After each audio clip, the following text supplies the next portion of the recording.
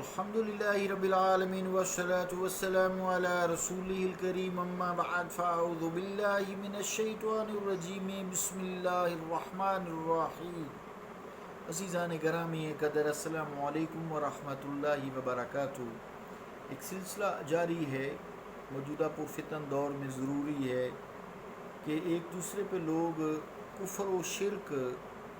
مشرک کے فتوے لگاتے ہیں، گستاخ رسول کے لگاتے ہیں، لیکن خود اپنی تحریروں میں اشعار میں کیا فرماتے ہیں۔ تو اس حوالے سے مولوی حسین صاحب کا ایک حیرت انگیز خواب کل میں نے آپ کو بیان کیا تھا، اس کی عربی اور ترجمہ بیان کیا تھا۔ آج اس کی زیادہ وضاحت کریں گے۔ پہلے خواب صرف اردو میں سماعت فرمائیں، اس کا ترجمہ جو کہ یہ بلغۃ الحیران فی ربط آیات الفرقان از مولوی حسین علی، صفحہ 8، مطبوعہ حمایت اسلام پریس لاہور۔ تو اس کا ترجمہ یوں ہے، عربی میں لکھا ہے انہوں نے: میں نے خواب میں دیکھا کہ اللہ تعالیٰ مجھے فرماتے ہیں کہ میں نے تجھے اور تیرے پیروکاروں کو بخش دیا۔ پھر دیکھا کہ حضور علیہ السلام نے مجھے گلے لگایا اور اسی حالت میں آپ مجھے پل صراط پر لے گئے۔ یہ بھی دیکھا کہ رسالت مآب صلی اللہ علیہ وسلم نے میرے لیے ایک صفحہ تحریر فرما کر اپنے دست مبارک سے اس پر مہر ثبت فرمائی۔ اس حالت میں آپ کے ساتھ اکابر موجود تھے۔ میں نے بیت اللہ شریف کے پاس دعائیں کی، پھر حضور علیہ السلام کی خدمت میں حاضر ہوا اور میں نے الصلاۃ والسلام علیک یا رسول اللہ کے الفاظ عرض کیے۔ پس آپ نے مجھ سے معانقہ فرمایا اور مجھے اذکار اللطائف سکھائے، اور یہ بھی دیکھا کہ آپ صلی اللہ علیہ وآلہ وسلم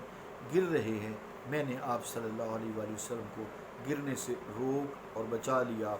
بس اس خواب کی یہ تعبیر ذہن میں آئی کہ آپ کو گرنے سے بچانے سے مراد آپ کے دین کی اقامت و استواری اور شرک کو مٹانا ہے، اور مجھے کہا گیا کہ جو شخص بھی توحید کے مسئلے میں تیری مخالفت کرتا ہے وہ دجال اور کاذب ہے۔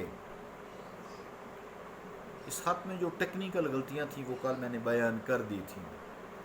مولوی صاحب کے اس طویل خواب سے جو امور سمجھ میں آئے ہیں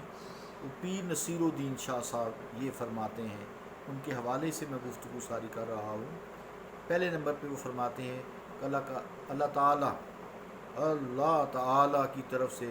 انہیں ان کے مریدوں سمیت سند مغفرت و بخشش مل گئی، مگر یہ صرف غالباً مولوی صاحب سے مخصوص ہے۔ اگر اللہ تعالیٰ یہی بشارت حضرت علی حجویری المعروف، حضرت داتا گنج بخش رحمۃ اللہ علیہ، حضرت محبوب سبحانی غوث پاک شیخ عبدالقادر جیلانی رحمۃ اللہ علیہ یا خواجہ اجمیری رحمۃ اللہ علیہ کو دے دیتا تو فوراً شرک کا فتویٰ اور داغ دیا جاتا، شرک کا فتویٰ ٹھپ کر کے لگایا جاتا اور اس کو میزائل کی طرح داغ دیا جاتا، اور اس طرح کے اعتراضات بھی کئی قسم کے اور کیے جاتے۔ دوسری بات، نصیر الدین شاہ صاحب تحریر فرماتے ہیں کہ حضور علیہ السلام نے مولوی صاحب قبلہ کے لیے خاص طور پر ایک صفحہ تحریر فرمایا اور پھر اس پر اپنی مہر بھی ثبت فرما دی۔ بلا شبہ یہ یقیناً بڑی سعادت ہے، کسی کو بھی یہ خواب آئے بہت بڑی سعادت ہے، چاہے انبیاء کے لیے یہ تحریر کیا جائے اور ثبت کر دیا جائے، بڑی پھر بھی سعادت ہے۔ عام آدمی تو عام آدمی ہے، مگر یہ جو بات ہے، کاش مولوی صاحب اتنا دیکھ لیتے کہ وہ عبارت کیا تھی صفحے میں جس پر سرکار مدینہ علیہ السلام نے بطور خاص مہر ثبت کی، یا تو مولانا صفحہ پر تحریر کردہ عبارت کو پڑھ ہی نہ سکے، یا پھر اس کے ہزار سے دامن بچا گئے کہ جو تنبیہ کی ہوگی تم کیا کر رہے ہو، معاذ اللہ یہ لوگوں پہ شرک کے فتوے دیتے ہو، یہ کیسی توحید بیان کرتے ہو، کیا نہ جانے کہ اللہ بہتر جانتا، عالم الغیب ہے، وہی جانے، یا رسول کریم صلی اللہ علیہ وآلہ وسلم جانے، جو ایسے خواب بیان کرتے ہیں وہ حقیقت کو جانے، ہم تو بات ہی کر سکتے ہیں۔ تیسرے نمبر پر نصیر الدین شاہ صاحب فرماتے ہیں بیت اللہ شریف کے پاس حاضری اور دعاؤں کے بعد رسالت مآب صلی اللہ تعالیٰ علیہ وآلہ وسلم کی خدمت اقدس میں حاضر ہو کر الصلاۃ والسلام علیک یا رسول اللہ کہنا کتنا عجیب سا لگتا ہے ان کے منہ سے یا ان کی تعریف سے، کیونکہ مولوی حسین احمد صاحب تو اس کے قائل ہی نہیں تھے الصلاۃ والسلام کہنے کے، بلکہ جو مسلمان یہ جملہ کہتا تھا، آج بھی لوگ آپ کو ایسے نظر آئیں گے ان کے پیروکار،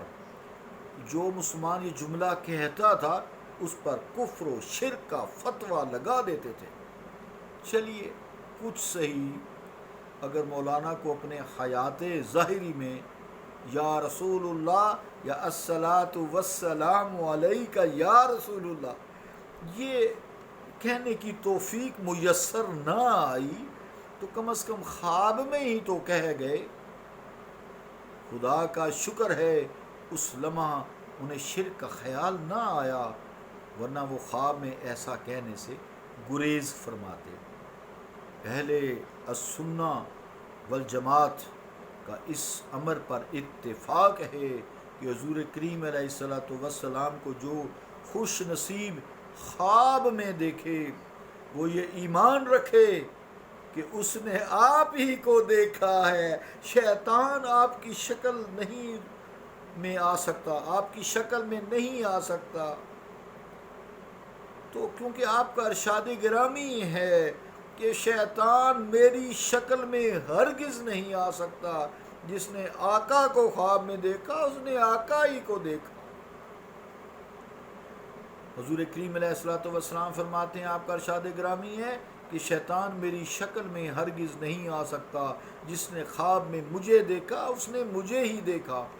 تو مولوی صاحب اب تو اس دار فانی سے رخصت ہو چکے ہیں، اگر زندہ ہوتے تو ہم ان سے یہ سوال ضرور کرتے۔ چلے اب ان کے جو پیروکار ہیں جن کو وہ نصیحت کر گئے ہیں، شرک کا ٹھپی دے گئے ہیں، ان سے ہم یہ سوال ضرور کر سکتے ہیں کہ یا رسول اللہ کہنا شرک کہاں ہے؟ آپ کے تو جو بڑے ہیں، آپ کے بابا ہیں جو، وہ تو حضور کریم علیہ الصلوۃ والسلام کو خوابوں میں بھی کہتے ہیں الصلاۃ والسلام علیک یا رسول اللہ، تو یہ الصلاۃ والسلام کہاں کہنا جو ہے یا رسول اللہ جو ہے یہ شرک ہے؟ کوئی نہیں ہے، آپ کے تو بڑے کہتے ہیں اور خوابوں میں بھی اس کو رپیٹ کرتے آئے ہیں۔ اگر یہ خواب سچا تم مانتے ہو تو حضور کریم علیہ الصلوۃ والسلام نے آپ کو ایسا کرنے سے یہ کر روک کیوں نہ دیا بھئی خواب میں؟ بھئی الصلوۃ والسلام علیک یا رسول اللہ کہنا، ندا دینا شرک ہے، روک دیا ہوتا نا تو آپ لکھ دیتے اگر خواب میں کوئی سچائی ہوتی تو کہ ایسا کہنا یا رسول اللہ شرک ہے جی، اس طرح مت کہا کرو مولانا صاحب۔ تو اگر مولانا صاحب یہ کہتے کہ چند چونکہ بحالت خواب حضور علیہ الصلوۃ والسلام میرے سامنے جلوہ فرما تھے، حاضر تھے، تو ندائی جملہ میں نے کہہ دیا ندا والا، اس لیے میں نے یا رسول اللہ کہا، تو ہم حضور کریم علیہ الصلوۃ والسلام کے لیے یا رسول اللہ کہنا شرک نہیں کہتے۔ تو ہم مولانا سے یا ان کے پیروکاروں سے، تو خیر نہیں ہے ان کے پیروکاروں سے یا جو ان کے ہم مشرب اب بھی لوگ موجود ہیں، گزارش کرتے ہیں کہ آپ نے تو زندگی میں صرف ایک بار آپ صلی اللہ علیہ وآلہ وسلم کو موجود پایا، ہم تو قرآن مجید کی آیت وَأَنْتَ فِيهِمْ، وہ آپ میں ہیں، وَأَنْتَ فِيهِمْ، وہ تم میں ہیں کے مطابق ہر وقت حضور علیہ الصلوۃ والسلام کو زندہ اور درمیان موجود پاتے ہیں اور سمجھتے ہیں اور ہیں۔ وَأَنْتَ فِيهِمْ، آپ ان میں ہیں،